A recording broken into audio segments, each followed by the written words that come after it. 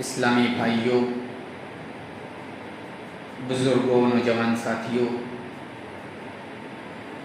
پردہ نشین اسلامی ماں اور بہن، امام مسلم رحمہ اللہ نے اپنی صحیح مسلم میں ایک حدیث بیان کی ہے، جس حدیث کے اندر اللہ کے رسول صلی اللہ علیہ وسلم نے معاشرے کی کچھ خرابیوں کا تذکرہ کیا ہے اور ان خرابیوں سے جوجھ رہے انسان کے انجام کا بھی ذکر کیا ہے۔ پہلے میں اس حدیث کو مکمل طور پر پڑھتا ہوں۔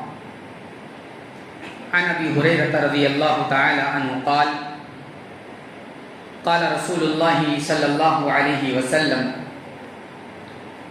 اتدرون ما المفلس قالوا فینا من لا درہم له ولا متاع قال ان المفلس من امتی من یأتی یوم القیامہ بصلاة وصیام وزکاة ویأتی قد شتم هذا وقذف هذا وأكل مال هذا وسفك دم هذا وضرب هذا فيعطى هذا من حسناته وهذا من حسناته فإن فنيت حسناته قبل أن يقدم عليه أخذ من خطاياهم فطرحت عليه ثم طرح في النار رواه مسلم في كتاب البر والصلة والآداب باب تحریم الظلم۔ اس حدیث کو امام مسلم رحمہ اللہ نے کتاب البر والصلہ والآداب میں ذکر کیا ہے اور باب باندھا ہے باب تحریم الظلم۔ اس پوری مکمل حدیث کا سلیس ترجمہ میں پیش کرتا ہوں۔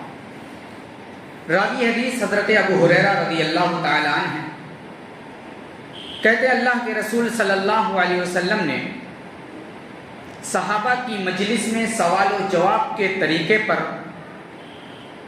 کچھ باتیں ارشاد فرمائیں۔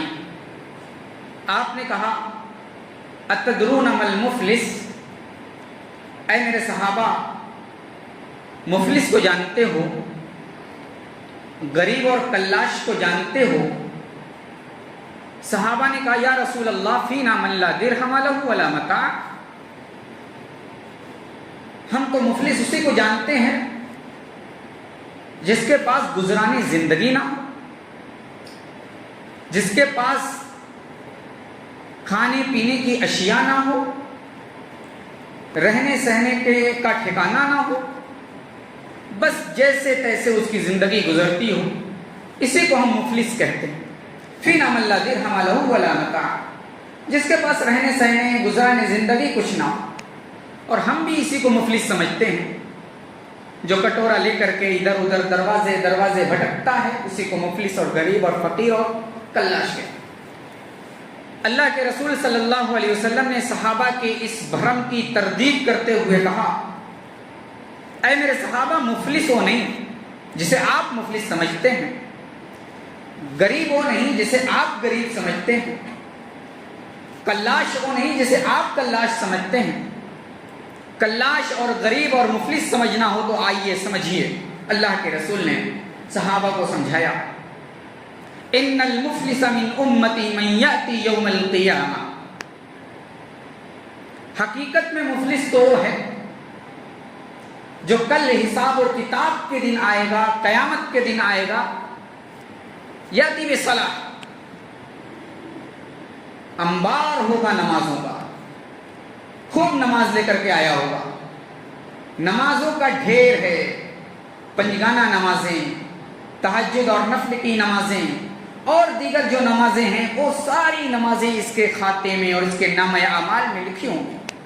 فرشتے اس کے نماز کا ثواب کہیں سے کاٹ نہیں پائیں گے، ایک نمبر بھی اس سے مائنس نہیں ہو پائے گا، 100/100 نمبر ملنے والا ہے نماز میں۔ بصلاۃ، بڑی نمازیں لے کر کے آئے گا، وصیام، روزہ دار بھی ہے، وزکات، پائی کا حساب کتاب کر کے زکات دینے والا ہوگا، بصلاۃ وصیام وزکاۃ. موٹی موٹی باتیں اللہ کے رسول نے بتلائی، اہم اہم عبادتوں کا ذکر کیا. جب بنیادی عبادتیں وہ کرنے والا ہوگا، بنیادی عبادتوں کا وہ عادی ہوگا، تو بنیادی عبادتوں کے ساتھ ضمنی عبادتیں بھی اس کے خاتے میں ہوں گی، نفلی عبادتوں کا بھی وہ عادی ہوگا. اللہ کے رسول صلی اللہ علیہ وسلم نے فرمایا وہ عبادتوں کی ایک عمارت اور ایک محل لے کر کے آئے گا. اللہ اکبر. ایک محل سجا کر کے آئے گا، زینت بنا کر کے آئے گا اپنے محل کی. لیکن ایک طرف ایک محل ہے، سجا ہوا محل ہے، لیکن دوسری طرف کھائی بھی لے کر کے آئے گا. اس نے محل کو تو سجانے کی کوشش کی، لیکن کھائی کی طرف نظر نہیں ڈالا کہ کہیں ایسا نہ ہو اوپر کھڑکی سے باہر دیکھیں کھائی میں چلے جائیں، کہیں ایسا نہ ہو چھت سے جھانکے کھائی میں چلے جائیں. کھائی کی طرف نہیں دیکھا ہوگا، اس لیے اپنی عبادتوں کا محل سجا کر کے قیامت کے دن آئے گا. لیکن قیامت کے دن جب جائے گا تو ایک طرف لمبی چوڑی اور گہری کھائی ہوگی جس میں جا کر کے وہ موت کی زندگی سو جائے گا. آئیے وہ کھائی کیا ہے؟ یاتی قد شتم ھذا. اور اس طریقے سے بھی آئے گا کہ اس کے اعمال میں گالیوں کا انبار ہوگا، خوب گالی دی ہوگی، خوب لان تان کیا ہوگا. وقذف ھذا. کسی کے اوپر الزام لگایا ہوگا، پاک دامن مومن مومنہ بے عیب ان کے اوپر عیب لگایا ہوگا. وسفک دم ھذا. کسی کا مرڈر کیا ہوگا، خون کیا ہوگا. وَأَكَلَ مَالَ هَذَا. کسی کا ناحق مال کھایا ہوگا. وَضَرَبَ هَذَا. اور کسی کو ناحق مارا ہوگا. کھائی کتنی گہری ہے.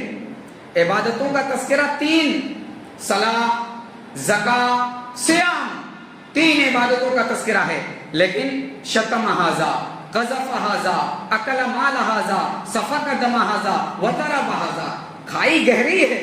5 چیزوں کا اللہ کے رسول جناب محمد الرسول اللہ صلی اللہ علیہ وسلم نے تذکرہ کیا ہے.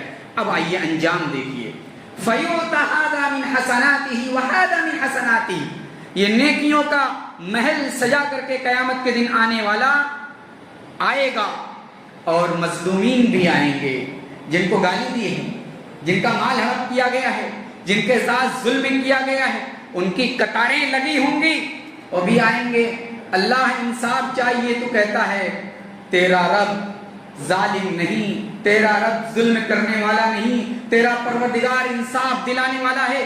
اے پروردگار، دنیا میں انصاف نہیں ملا تو نہ ملے، آخرت میں تو ملنا چاہیے. اے اللہ تو انصاف دلانے والا، عدل کرنے والا ہے، اے اللہ انصاف دلا دے. فَيُؤْتَى هَذَا بِحَسَنَاتِهِ وَهَذَا بِحَسَنَاتِهِ مِنْ حَسَنَاتِهِ. مظلوم آئیں گے اس ظالم کی نیکیوں سے، اس کی نمازوں سے، اس کے صدقات و خیرات و زکوٰۃ سے لیتے جائیں گے، یہاں تک کہ اس کا محل زمین بوس ہو جائے گا اور ابھی لینے والے حقدار باقی ہیں. اللہ کہے گا گھبراؤ نہیں، گھبرانے کی ضرورت نہیں ہے. تم یہ نہ دیکھو کہ اس کی نیکیاں ختم ہو گئی. ہمارے پاس راستہ ہے، ہمارے پاس طریقہ کار ہے، ہمارے پاس تمہارے لیے انصاف دلانے کا طریقہ ہے. جاؤ اب تم یہ کرو کہ اپنی نیکیوں کا بوجھ اس پر ڈال کر کے خود کے ہلکے ہو جاؤ، خود ہلکے ہو جاؤ، نیکیوں کا بار اس کے اوپر ڈال دو. ایسا ہی کریں گے اور قطار ادھر ختم ہوگی، ادھر سے فرشتے دوڑے ہوئے بھاگے ہوئے اس ظالم کے پاس آئیں گے اور اٹھا کر کے جہنم میں پھینک دیں گے. اس حدیث کا میں نے آپ کے سامنے مکمل ترجمہ پیش کر دیا، مکمل ترجمہ پیش کیا ہے. اب ہم اور آپ کو اس حدیث کی روشنی میں اپنے آپ کو رکھ کر کے اپنا فیصلہ کرنا ہوگا. کیا ہم نماز پڑھتے ہیں؟ کیا ہم زکوٰۃ دیتے ہیں؟ کیا صدقہ و خیرات کرتے ہیں؟ کیا حج و عمرہ ہم نے کیا ہے؟ کیا نوافل پڑھتے ہیں؟ نوافل روزے کا اہتمام کرتے ہیں؟ صدقہ و خیرات کا اہتمام؟ ہاں سب کرتے ہیں، سب کچھ ہے، ایک محل ہمارا سجا ہوا ہے. لیکن کہیں ایسا تو نہیں دوسری طرف کھائی ہے؟ کہیں ایسا تو نہیں ہمارے لیے خطرہ ہے؟ کہیں سب نیکیاں برباد ہی نہ ہو جائیں، ہمارا یہ ولا اور ہمارا یہ محل سب زمین بوس نہ ہو جائے؟ آئیے ذرا اس حدیث کے دوسرے ٹکڑے کی ذرا اور مزید تشریح کرتے ہیں، اللہ کے رسول نے فرمایا تھا وَيَأْتِي قَدْ شَتَمَ هَذَا، آئے گا آدمی گالیاں لے کر کے آئے گا، گالیوں کا انبار ہے، خوب گالی دی ہوگی۔ اور یاد رکھیے گا جس کو گالی دینے کی عادت ہوگی وہی محفل میں بھی دے گا اور وہی اکیلے میں بھی دے گا، اور جس کو گالی دینے کی عادت نہیں ہوگی اس کی زبان سے گالی نکلے گی ہی نہیں، لاکھ نکالنے کی کوشش کرے نکلے گی نہیں۔ وَيَأْتِي قَدْ شَتَمَ هَذَا، یاد رکھیے گا یہ نیکیاں کھانے والی چیز ہے، یہ آپ کی نماز کو کھا جائے، آپ کی زکوٰۃ، آپ کے صدقات و خیرات کو کھا جائے گی۔ وَيَأْتِي قَدْ شَتَمَ هَذَا، اپنی گالیاں اپنے اندر رکھو، باہر نکالنے کی کوشش میں کرو۔ اللہ کے رسول جناب محمد الرسول اللہ صلی اللہ علیہ وسلم نے مومن کی نشانیاں بتلائی ہیں، ذرا اس حدیث پر بھی غور کیجیے۔ اللہ کے رسول نے فرمایا لیس المؤمن بالطعان ولا اللعان ولا الفاحش ولا البذیء، مومن تانا کرنے والا نہیں ہوتا ہے، تان و تشنی نہیں کرتا، لان تان نہیں کرتا، فحش گوئی نہیں کرتا، بد کلامی نہیں کرتا۔ اللہ کے رسول نے صاف ارشاد کر دیا ایک مومن کی یہ علامت اور نشانی ہونی چاہیے، اگر مومن واقعی ہے تو اس کی زبان سے گالیاں نہیں، اس کے زبان سے لعن و طعن نہیں، اس کے زبان سے فحش باتیں نہیں، اس کی زبان سے غیر شریفانہ باتیں نہیں نکلیں گی۔ آئیے ایک اور حدیث اللہ کے رسول کی پیش کرتے ہیں۔ اللہ کے رسول نے فرمایا سباب المسلم فسوق وقتالہ کفر، مسلمانوں کو گالی دینا یہ فسق و فجور کا کام ہے۔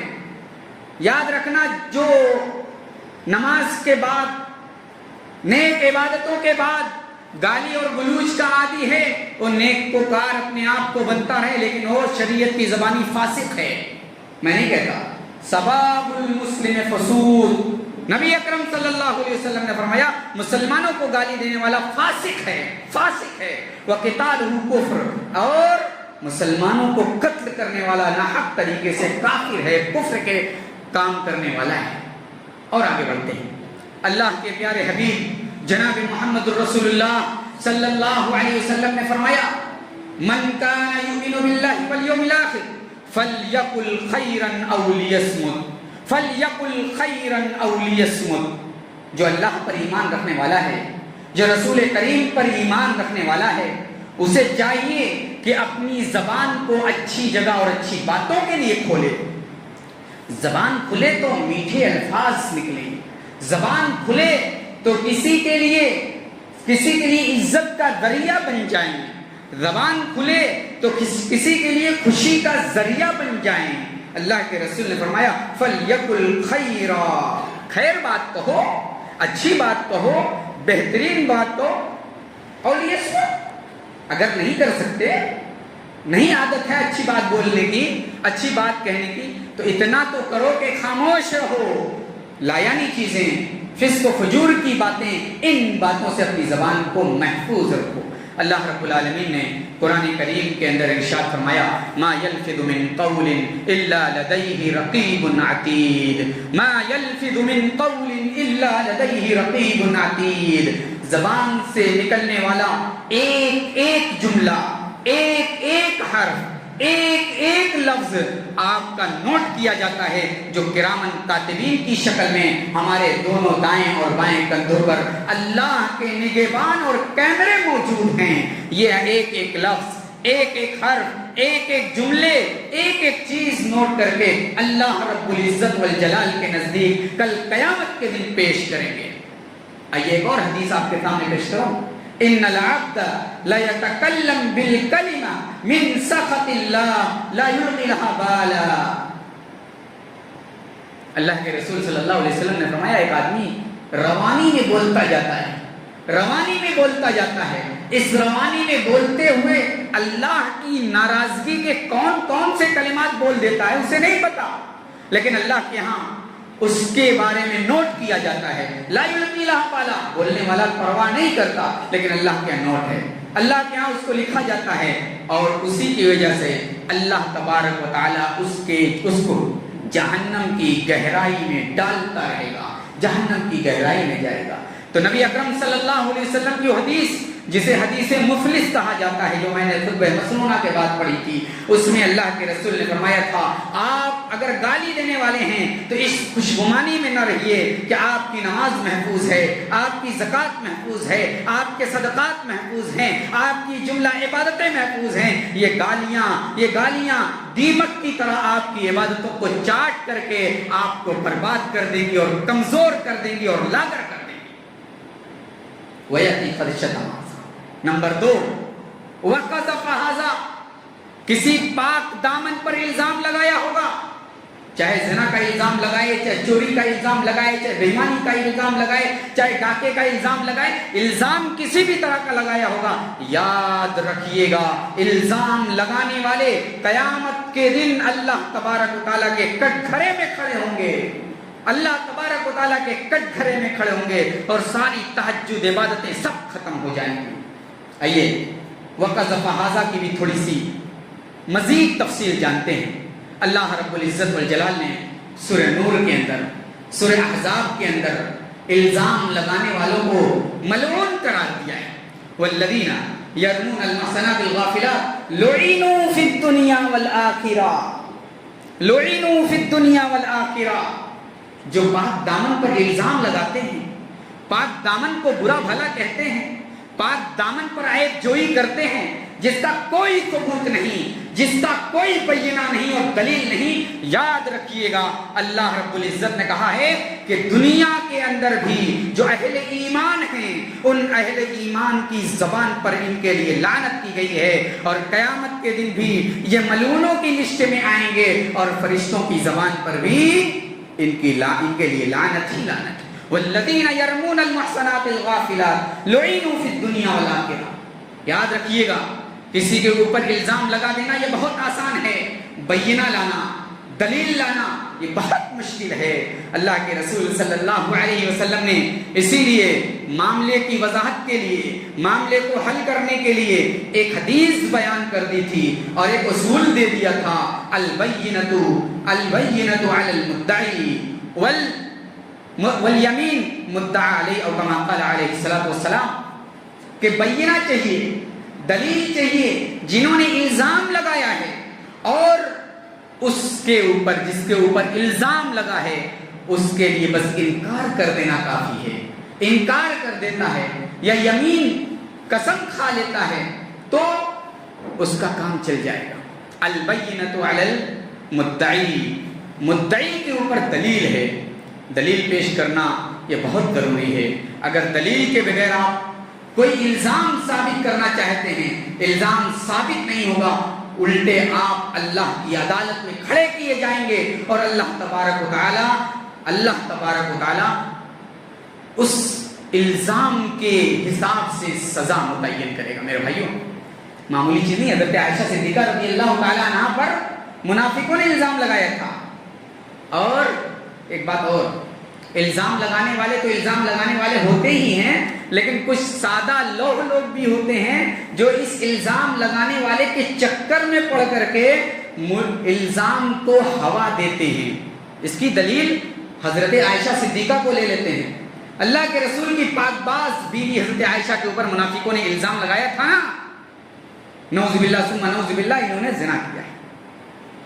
اللہ کے رسول بڑے پریشان تھے، اور منافقوں کے اس چکنی چپٹی باتوں میں آ کر کے حضرت مصطح ابن اساسہ، حضرت حسان ابن ثابت اور حضرت حمنہ بنت جہش، یاد رکھیے گا تینوں کا نام، حضرت حسان ابن ثابت، حضرت حمنہ ابن جہش اور حضرت مصطح ابن اساسہ، یہ تین صحابہ اکرام تھے جنہوں نے ان منافقوں کی بات میں آ کر کے الزام کو پھیلانا شروع کیا تھا۔